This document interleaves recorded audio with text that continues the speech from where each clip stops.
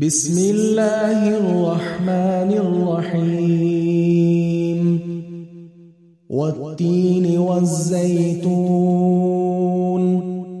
وطور سينين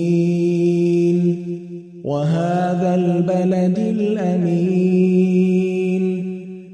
لقد خلقنا الإنسان في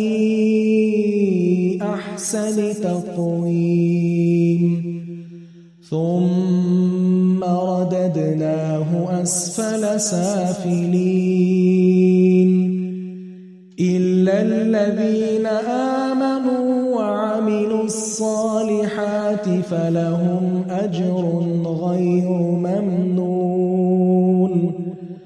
فما يكذبك بعد بالدين